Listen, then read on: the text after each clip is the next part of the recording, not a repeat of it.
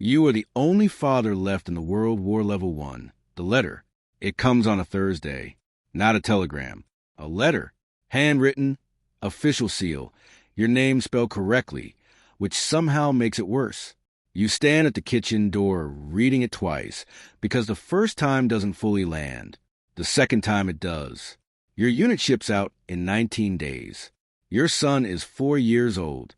He's in the next room right now, building something out of wooden blocks on the floor, narrating it to himself in the quiet, serious way he narrates everything. You can hear him through the wall. You don't go back in yet. You stand at the door with a letter, and you listen to him talk to himself, and you understand, with a clarity that has no softness in it, that everything is about a change, and there is nothing you can do about the changing. You are 31, a mechanic. You volunteered 8 months ago when the call went out because every man on your street volunteered, and because you believe what they told you about it being over by Christmas, and because a part of you, a part you don't examine now, wanted to go, wanted to be part of something larger than the garage and the rent and the Tuesday routine. That part has gone quiet. Your wife takes the letter from your hand. She reads it once. She doesn't cry. She sets it on the table and goes to check on your son. And you hear her voice change the way it does when she's holding something back. And the sound of her holding it back is worse than anything the letter said. 19 days. You count them. Level 2, the departure. The platform is full of men who look like you. Same age, same haircut. Same expression of controlled uncertainty. The families around you are doing the thing families do at train stations in wartime, holding on too long, saying practical things when there are no practical things to say. Your wife has your son on her hip. He's wearing his blue jacket with the wooden buttons. You memorized that jacket this morning without deciding to. You memorized the specific weight of him when you held him for the last time before the train, the way his hand felt around your finger, the exact smell of his hair. You don't know how long you'll be gone. Nobody knows. That's the first rule of this level. Uncertainty is the only constant, and you learn to carry it the way you carry your kit. Heavy, necessary, not optional. The train moves. You watch the platform until you can't see them anymore. Then you watch the space where the platform was. Then you face forward, because there's nothing behind you now that you can reach. The man beside you is from Yorkshire. He has 3 children. He shows you a photograph without being asked, and you show him one without being asked. And you don't say anything about either photograph, because there's nothing to say that the photographs haven't already said. You're in the system now. The system has its own logic, its own language, its own rules about what you carry and what you leave behind, and how much space you're allowed to give to leaving. The answer to the last question is very little. You learn this fast. Level 3, the trenches. The ground here is not ground. It's something that used to be ground before the shells came. Now it's a substance that exists between mud and ruin, and you move through it with your kit and your rifle and the 6 inches of thought you're allowed to give anything that isn't immediate and physical and in front of you. Your name here is your rank and your surname. Private, then your surname. That's it. The man you were in the garage, the father at the kitchen table, the husband at the platform. He exists somewhere, but he's not the operative unit. Private is the operative unit. Private moves when he's told. Private holds the line. Private keeps his head down and his rifle clean and his thoughts in a very small box. You have a photograph in your breast pocket. Your son at Easter, squinting into the sun, holding an egg he found in the garden. You don't take it out during the day. At night, in the specific dark of the dugout, you take it out and you look at it for exactly as long as you can afford to look at it, which is not very long. You've learned to ration everything here. Food, obviously. Sleep, obviously. But also the other things. The thoughts about home. The sound of your son's voice in your memory. The feeling of your wife's hand. You ration these the way you ration water. Because if you spend them freely, you'll be empty when you need them, and you'll need them, and the needing of them when you're empty is a specific kind of damage you've seen happen to men, and you won't let it happen to you. You write letters home twice a week. You write them carefully, which means you write around the truth in a way that preserves the shape of the truth without the weight of it. You're managing. You're thinking of them. All true, all incomplete. The gap between the true and the complete is where the war actually lives. And you don't put the war in the letters because you're not allowed to and because you wouldn't if you could. Your son will be 5 before you see him again. You don't let yourself calculate what 5 means in terms of what he'll remember and what he won't. Level 4, the veteran, 8 months in, and the fear has changed its shape. It hasn't gone. That's important to understand. It hasn't gone, but it's become something you work with rather than something that works on you. The difference between those two things is the difference between level 3 and level 4, and it's a difference bought in a currency you don't want to name. You've seen men die. You've been present at the specific moment when someone stops. You carry those moments in a separate place from the photographs and the rationed memories. They don't mix with the other things. You've learned to keep them separated because if they mix, they become something unmanageable, and unmanageable is not something you can afford. You have authority now, not rank, not formally, but the authority of having been here longer than most of the men around you. New men arrive and they look at you the way you looked at the men who'd been here when you arrived. For information, for calibration, for some indication of how to be inside this. You give them what you can. Not everything. Some of what you know will not help them, and might break something that needs to stay intact. The art of level 4 is knowing the difference between what to pass on and what to absorb alone. You've gotten good at it. You've also gotten good at something you don't have a name for, a kind of doubling. You are here, completely, physically, operationally here, and you are also simultaneously somewhere else, a kitchen with a yellow curtain, a boy with wooden button blocks, a wife who reads letters twice and keeps them in the drawer by the bed. You can hold both places at once now, without either one destabilizing the other. You learn this out of necessity. It is the most important skill you have, and no one taught it to you. The letters you write home have gotten shorter. Not colder, shorter. You've discovered that brevity is its own kind of tenderness. Long letters require things you're running low on. Short letters say, I'm here, I'm still here. That's the thing they need to know and the thing you need to say, and the rest is management. Your son is 5 now.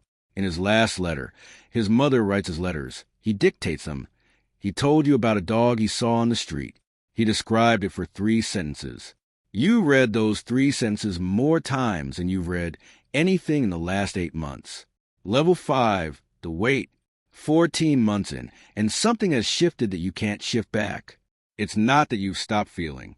It's that the feeling has moved deeper, to a place where it doesn't interfere with function, but also doesn't quite surface when you want it to. You sit down to write a letter, and there's a distance between you and the words that wasn't there before. You write through the distance. The words are right. The feeling behind them is filed somewhere below reach. Men in your unit have started to call you by a name that isn't your name. Not your rank, not your surname. A nickname, given for a reason that was specific and has since become general. A shorthand for the thing you become to the people around you. Steady, that's the word. You become the one who stays steady. You don't tell them what it costs to stay steady. You've made decisions here that you don't describe in letters. Decisions about men, about situations, about the specific arithmetic of what gets sacrificed for what. These decisions were correct. You know they were correct. You'd make them again. The correctness of them doesn't reduce the weight. You've started measuring time differently, not in days or weeks, in letters received. You've had 23 letters from home, 23 data points on a life that's continuing without you in it. Your son is drawing now. Actual drawings, recognizable shapes, a house with 4 windows and a figure outside it that is you, according to your wife, who describes the drawing in detail because she knows you need the detail. The figure outside the house is a circle for a head and lines for legs and arms. You've looked at that description so many times the words have worn smooth. The men around you have started bringing you their problems. Not military problems. Personal ones. The things that accumulate in men who have been away too long. You listen. You say what you can. You carry their problems alongside your own because you discover that carrying other people's weight makes your own slightly more bearable, which is counterintuitive and completely true. You're not a chaplain. You're not an officer. You're just a man who's still here, still standing, still writing letters, and that has become a kind of authority that no one assigned and everyone recognizes. Level 6, the keeper, 20 months. You know things about the men in this unit that their families don't know, things they said in the dark, things they did and couldn't live with Things they needed to say to someone who would hold it and not flinch. You hold it. You don't flinch. This has become your function beyond the function of your rank. 3 men in your unit have died since you arrived. You knew all 3 in the specific way you know people here. Compressed total, without the ordinary buffer time and circumstance. You wrote to their families. Not officially. Someone else does that officially. You wrote personally, privately, in your own words, because you knew things about each of them that the official letter wouldn't know, and that their families deserved. You wrote that Thomas talked about his daughter's name every night for the first month, that he decided on Margaret, and was at peace with it. You wrote that James was the funniest man you'd ever been near in a tight space, that he made the dark lighter just by being in it. You wrote that William was afraid and brave in equal measure, and that those 2 things together are the bravest kind of person. You sealed the letters and sent them, and you don't know if they helped, but you sent them. Your son is 6. He can write his own name now. He wrote it at the bottom of the last letter. 5 letters, slightly uneven, the end backwards. You've looked at that backwards and more times than you can count. The imperfect N of a 6-year-old writing his name for his father, who is somewhere he can't picture. You are somewhere he can't picture. You sometimes try to picture yourself through his eyes and find that you can't quite do it. The version of his father that exists in his mind is built from a photograph and a voice and a series of letters and whatever his mother has told him. And you are something different now from the person who appears in those sources. You don't know how different. You know you're different. Level 7, the ghost, 26 months. You have been gone longer than your son has been able to reliably remember you. You think about this at night. Not obsessively. You've learned not to give the hard thoughts more than their allotted time. But you think about it clearly. There's a version of you that exists in your family's home that you don't entirely recognize. A photograph. A voice they're starting to smooth out the specific edges of. A presence assembled from letters and memory, and the stories your wife tells to keep you real for him. You become somewhat mythological at home. You become somewhat mechanical here. These 2 things are happening simultaneously, and you hold them both without resolution, because resolution isn't available and a holding is all there is. The men who arrive now are young in a way that strikes you, not in age necessarily, but in the specific quality of their not knowing. They don't know yet what this costs. They don't know about the distance the feeling moves to, or the way time restructures itself around letters, or the doubling that you do now without effort. You look at them and you see yourself 26 months ago, and the gap between that person and the person looking is a gap you can't quite calculate. You tell them what you can. You hold back what would only hurt without helping. You write a letter home that is the most honest letter you've written since the first month, before you learn to write around the truth.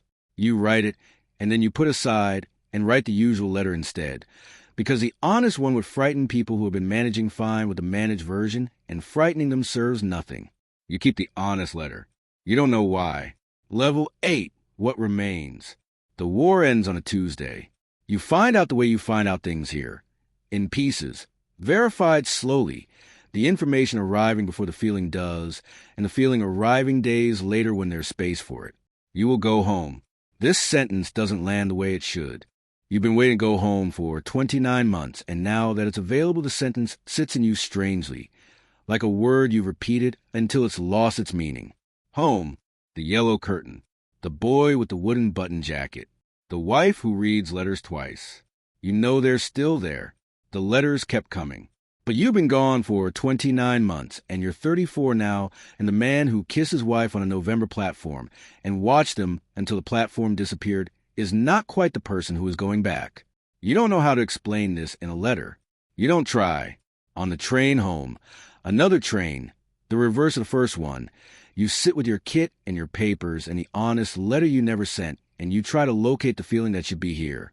The relief, the joy, they're present, both of them. But they're underneath something else, something that doesn't have a clean name, but has to do with 29 months of a person becoming something that doesn't map neatly onto the life that's been waiting. Your son will be 7 in March. He won't remember the kitchen door moment. He won't remember the platform. He'll know you from the photograph and the letters and the stories, and you'll meet him for the first time as the person you become, and he'll meet you for the first time as the person you become. And between the two of you, there will be 29 months of not being in the same room. You know this is survivable. You know this because you survived everything else. But you sit with it on the train, the honest letter in your pocket, the landscape going past outside the window, and you give the hard thought its allotted time. Then you face forward, because that's what you've learned. Somewhere tonight, a man is standing at a kitchen door. He's holding a letter with an official seal. In the next room, his child is playing. He doesn't know yet what the next 29 months will cost him. He doesn't know about the doubling or the rationing or the distance the feeling moves to or the backwards and at the bottom of the letter that will become the most important thing he's read in his life. He thinks he understands what he's agreed to. He doesn't. But the train is already scheduled, and it doesn't wait.